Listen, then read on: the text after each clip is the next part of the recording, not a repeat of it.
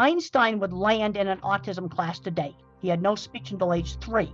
And then you've got individuals very severely impacted, and it all has the same name. Because the problem is, we've got programmers out in Silicon Valley that are probably autistic, and they have the same name as somebody who can't dress themselves.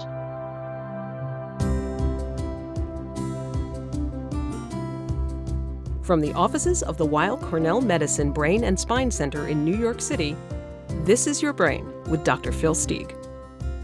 Internationally renowned scientist and researcher, Dr. Phil Stieg is neurosurgeon-in-chief of the New York Presbyterian Weill Cornell Medical Center. This week, Dr. Stieg and his guest explore thinking in pictures. Hello. My guest today is Dr. Temple Grandin, professor of animal sciences at Colorado State University. With her fascinating ability to understand how animals think, she transformed the cattle and livestock industry with a revolutionary redesign of handling facilities and slaughterhouses. But she is probably best known as an advocate for people like herself, who are on the autism spectrum. She has provided enormous insight into how those with neurodivergent brains see the world.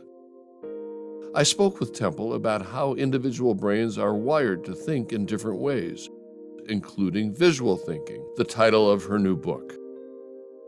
In our conversation, she shares some insights into how her brain works, freely associating images and sensations in a manner that reveals a uniquely brilliant mind.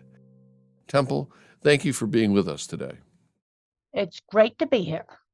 So I think the world owes you a great debt for being so honest about having been born with and lived with autism.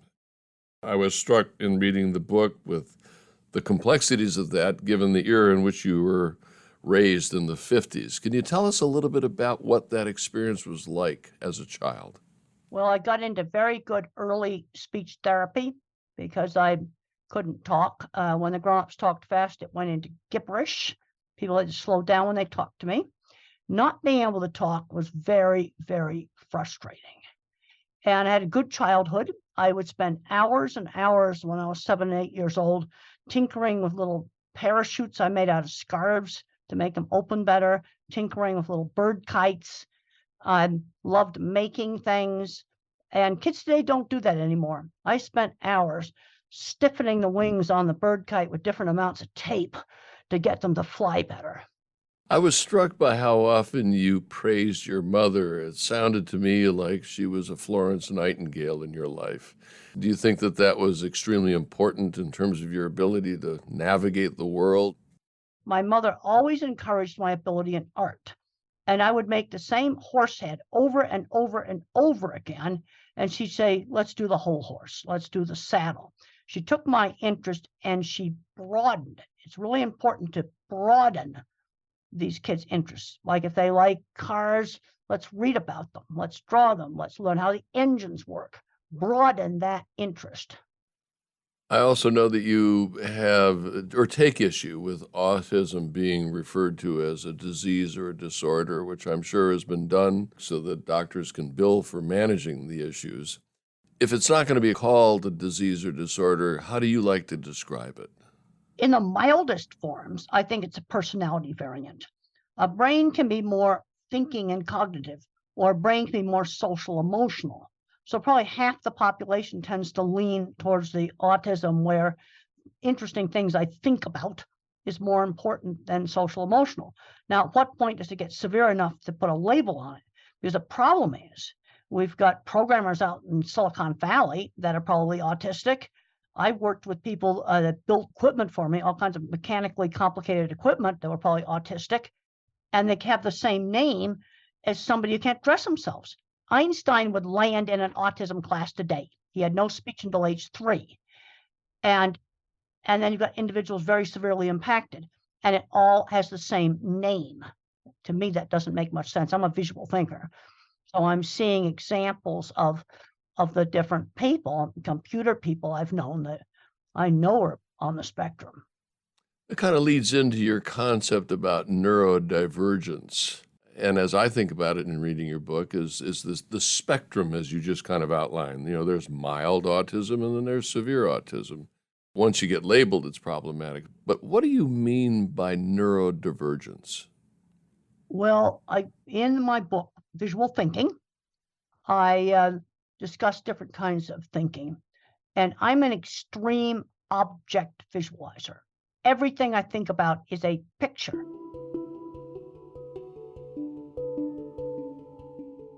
Now, I didn't even know that verbal thinking existed till I was in my late 30s. And in my book, Visual Thinking, I actually present some of the science to show that there's object visualizers like me. We're good at mechanics and art. Then there is the visual spatial mathematical pattern thinker. That's mathematics and music. And then you have word thinking. Now, most people that don't have a label are mixtures of the different kinds of thinking. But you get somebody who has a label, autism, ADHD, dyslexia, they tend to be more extreme. Maybe a more extreme mathematician or a more extreme object visualizer. I'm going to estimate that 20% of the skilled people that built mechanical devices for me were either autistic, dyslexic, or ADHD. I went back to all the projects where I spent a lot of time out on the construction project, and I go, yeah, I'm sure this guy here with 20 patents, and right now he's selling complicated hydraulic equipment all over the world, and he would absolutely be labeled autistic if he was a kid today. I think one of the reasons I went into neurosurgery is because I view myself as more of a visual learner, and I can see things in 3 dimensions, and that's why I gravitated towards a surgical subspecialty rather than something that really spent a lot of time on verbal components. But the problem is some of the best surgeons are probably getting screened out by all the calculus and algebra requirements, and I don't think you use calculus or algebra to do neurosurgery. And this is something that really concerns me. I think the biggest hurdle for most medical students or pre-medical students is organic chemistry. Yeah. I know you This emphasize how Dr. algebra Stieg and his guests in high school explore was such a thinking barrier for in many of pictures. the visual thinkers. Well, you see, there's nothing there to visualize. Now, I can remember a specific formula, like pi times the radius squared for sizing hydraulic cylinders, because that's related back to a real thing. And I'm seeing hydraulic cylinders and all kinds of equipment, like an excavator or something like that, that the cylinder is on. Why do visual thinkers relate to animals better? Or is that a supposition of yours? No, I think they relate to animals better. Now, if a person is a total verbal thinker, they might have a hard time imagining that a dog or some other animal can think. So I always tell veterinary students when I talk to them, animals live in a sensory-based world, not a word-based world. What are they smelling, hearing, seeing? It's sensory-based. And there's still some people that don't think animals think. And it gets down to basically verbal thinking versus sensory-based thinking. It's been interesting looking at the affiliations of the authors that write this stuff. Okay, computer science people, they'll accept that a dog thinks. Some of the highly verbal people coming out of humanities, the psych department, they're more likely to deny animals thought. It's really interesting. I just look up, well, what department at the university where they were in. And I just recently, and this is not in the visual thinking book, I read about some Cornell research done with DTI imaging with dogs, and they discovered that a dog is a giant internet circuit going from the olfactory bulb for the nose to the visual cortex. And I'm thinking, smell pictures. So smell connected with vision. Smell pictures. Dogs have smell pictures. Yeah. I show that to the veterinary students when I talk to them. How is your visual thinking, and I guess that's the question then, is do you also have a stronger sense of smell and hearing and tactile that relates to your visual thinking and the impact that's had in terms of the humane treatment of livestock? Well, my hearing, I don't hear auditory detail that well. I have a lot of difficulty screening out background noise and hearing conversations in restaurants. I've always had that problem. I had problems with scratchy clothing, but you see, when I visualize something, then I can also get the smell. I can get the touch and the sound. But everything in my database is visually indexed, and I can search it just like Google for images. It's total bottom-up thinking. So the more things I get out and see, I can think better because there's more data in the database. So I've been doing a lot of thinking about ChatGPT, that let's say we went back the old internet archives, like the first year of the internet. I don't think ChatGPT would write very good stuff. Also on those programs that take pictures and invent pictures, like the DALL-E program. I was reading in one of them, I think Wired magazine, one of those programs, the way it finds the pictures is they have to have captions. In other words, if the picture doesn't have a caption, it doesn't put it in the database. So words are attached there. But of course, when I search my database, obviously, some words are. You might want to try giving me a keyword, and don't make something that I can see now like house or car, something boring. Think up a creative keyword, and I will tell you how I search my database inside my head. MRI scanner. Well, I'm seeing now all the scans. Okay, I've had too much familiarity with that. Pick out something that maybe That I'd you be wouldn't be less- something you I'm also seeing some very poor technique they did on an actual research study I was in, which I'm not going to mention because I don't want to. It was in a very fancy hospital, and they were going to line up PET scans with MRI scans, and the way you did it was so sloppy I couldn't believe it, and we'll just leave it at that. And I'm seeing it right now. How about scuba diving? I've only done it once, and I was in a swimming pool. So I've got the scuba gear on. I remember the sensation of being able to breathe underwater. I can feel it. I also can feel that the mouthpiece was one size too big. Yeah. And hurt a little bit, but I see it first, what it looked like, but now I'm feeling a weird feeling of breathing underwater. So weird. Now I'm also seeing a lot of the Jake Cousteau movies. I'm seeing that movie, The Abyss. I'm seeing that. And I can go different threads, like where the place where I did the scuba diving, the one time I did it, I was in a summer program for autistic kids, and I was an aide. So now I'm seeing some games that we played with them. So I could either go on a big oceanography, scuba diving memories, or something into the autism field, because the pool where I actually tried out scuba equipment was at this autism program. And then I also did some other things with some of the staff. I made an alarm, a burglar alarm for a motorcycle. So I'm seeing that. That was something I did when I was at that place. So do you think that we're making progress in society debunking the concept of you're a little autistic, so you should be marginalized, and making people realize that there is this spectrum of visual, verbal, and mathematical, and thereby accepting the way they approach the world and getting them incorporated into society better? Well, I do a lot of talks to all kinds of large businesses, steel companies, airlines, travel companies, banks, computer companies, motion picture companies. There's all kinds of things. And I said, you need the skills. You need the visual thinkers that are working out in the maintenance shop right now at that steel mill to keep the mill from falling apart. You are going to need some visual thinkers like me. And you need the mathematical thinkers to program computers. Let's look at automation in a factory. My kind of mind makes the tool on the end of the robot's arm, and the computer scientist programs it. You need both. Yep. Do you think the educational system is biased towards the verbal, mathematical individual?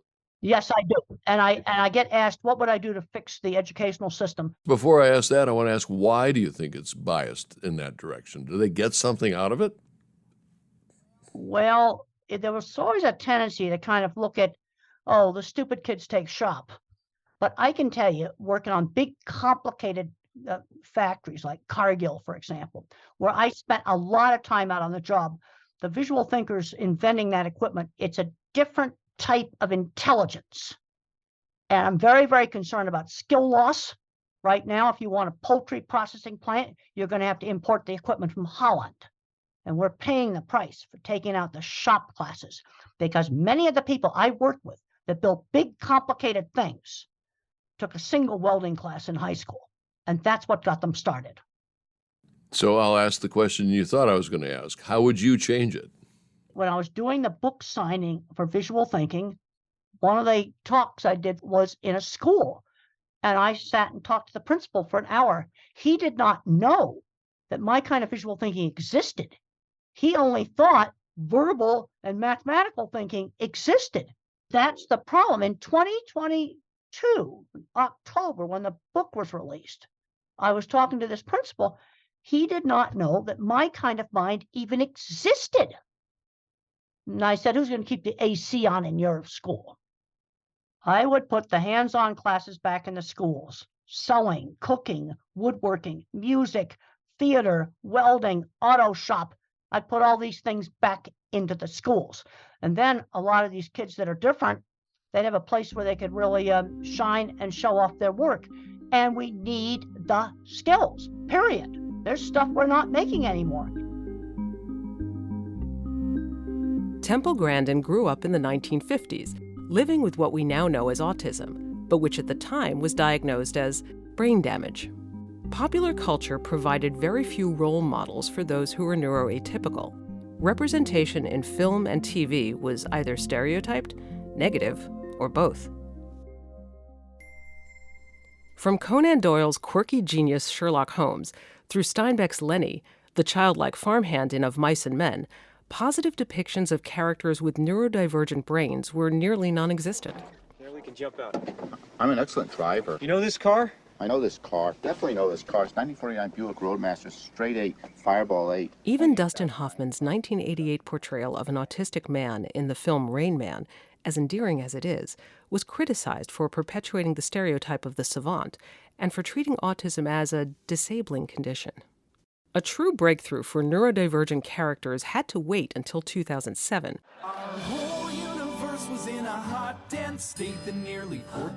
When a TV series chronicling the lives of an engineer, an astronomer, and 2 physicists became the #1 sitcom on American television, The Big Bang Theory.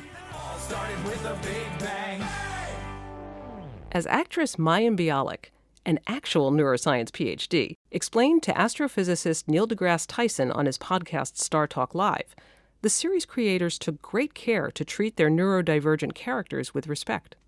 What's interesting to me is they each have some kind of psychological issues. I think your love interest, who is Sheldon, I think he comes closest to what anyone might describe as having Asperger's or some other kind of non-social behavior. Right, so all of our characters are, in theory, on the neuropsychiatric spectrum, I would say. Sheldon often gets talked about in terms of Asperger's or OCD. He has a thing with germs, he has a thing with numbers. He's got a lot of sort of that precision that we see in OCD. There's a lot of interesting features to all of our characters that make them technically unconventional socially. I think what's interesting and kind of sweet, and I think should not be lost on people, is that we don't pathologize our characters. We don't talk about medicating them or even really changing them. And I think that's what's interesting for those of us who are unconventional people or who know and love people who are on any sort of spectrum.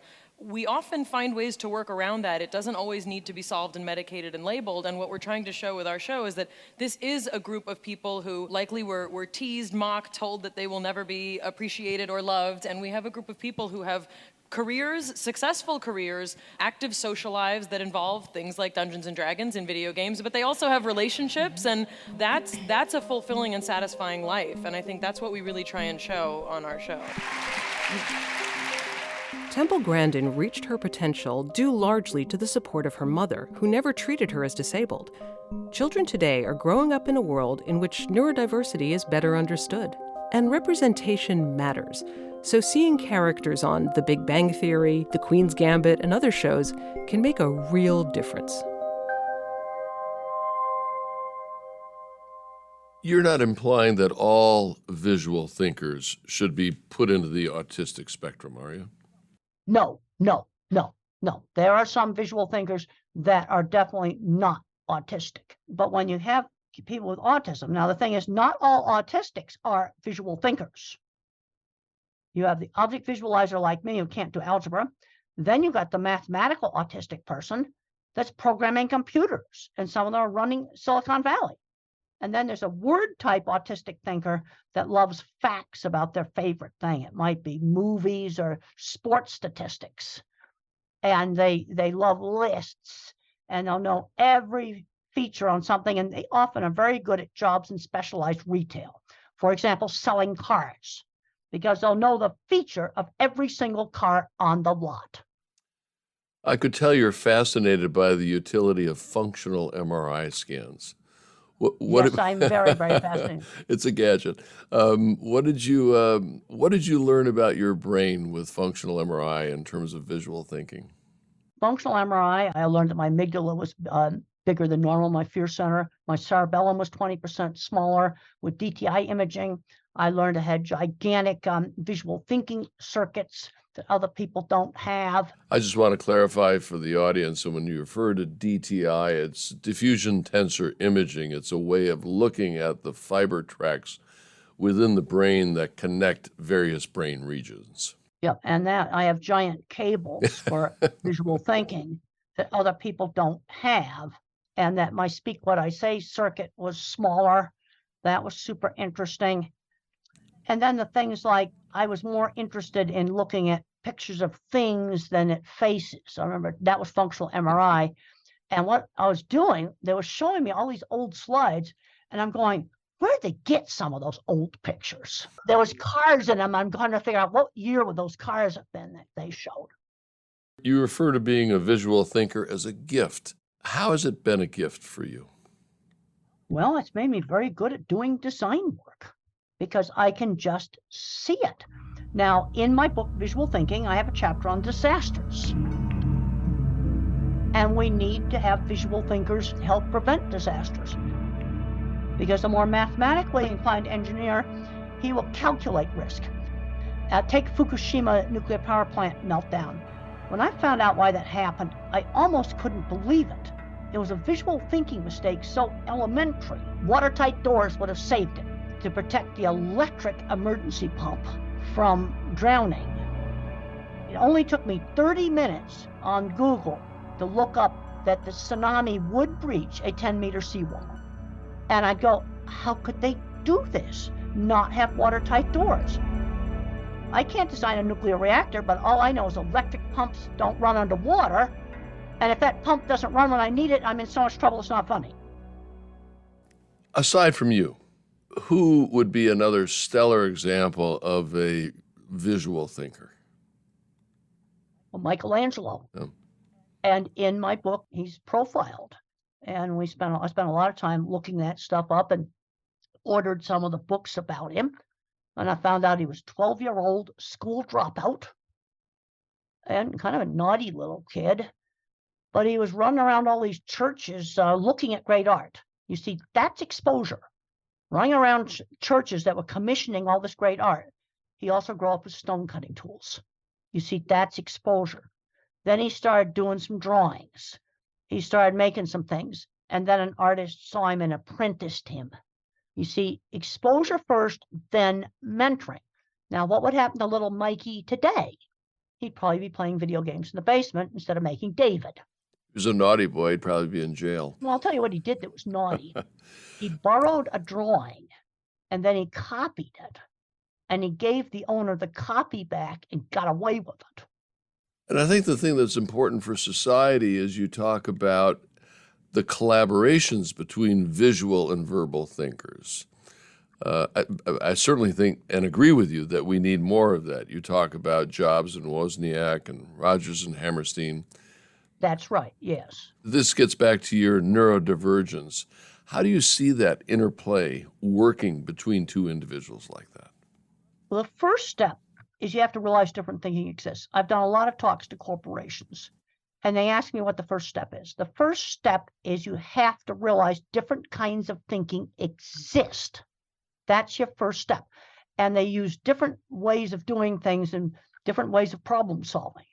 And when I was younger, was very young, I used to say the suits were stupid. Those were the verbal thinkers. Now I'm realizing it's a different kind of thinking. There's a lot of startup companies get started up, and then they got to hire somebody that's more verbal just to run the business so they can crank out the work. But the first step is realizing different kinds of thinking exist. When Betsy and I worked on the book, Visual Thinking, we were fully aware of our differences in how we think. My wonderful verbal co-author, Betsy Lerner, was our big COVID lockdown project. I would do the initial drafts. Visual thinkers, associative thinking, that they're not that organized. And Betsy, my wonderful verbal co-author, would straighten everything out. And we were a great team. And we understood that our thinking patterns were different. Yeah. How is this providing meaning in your life? Well, the things that give me meaning, I've done a lot of work to improve how cattle and animals are treated. That gives meaning in my life.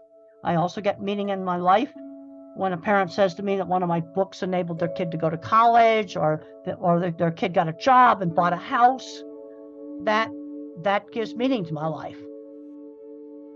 You know, the things I do work to improve something. Is that what drives you? Or is it trying to help everybody understand what the autism spectrum is? Or both? But I want to see the kids that are different get out and do things that make a positive difference in the world. Because there's too many kids that are getting addicted to video games, probably getting involved in crime and some other bad things, when they ought to be using their abilities to do things that are constructive. So my last question, what's next for Temple Grandin? You still look young, vibrant, and I can just see with all your animation, you've got the energy. So what are you going to do? Well, I just gave talks at 2 different universities, animal science departments, veterinary colleges, and inspiring students. I still do autism meetings because I want to help the young people now that are different be successful. People ask me how I respond to all the attention I get. You know, someone comes up to me at the airport and wants a picture. I say it's a responsibility. One of the reasons why I wrote the book about visual thinking is I want to see these kids that are different get out and get a great career. Some of the most fun stuff I ever did in my life is we'd be sitting in a job trailer trying to figure out how to build stuff. That was some of the most fun stuff I ever did.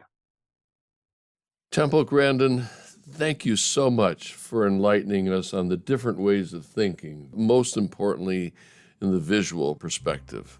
I think it's incredibly important to hear your opinions on our educational system, hopefully change the way we go about training young visual thinkers. Thank you so much for being with us.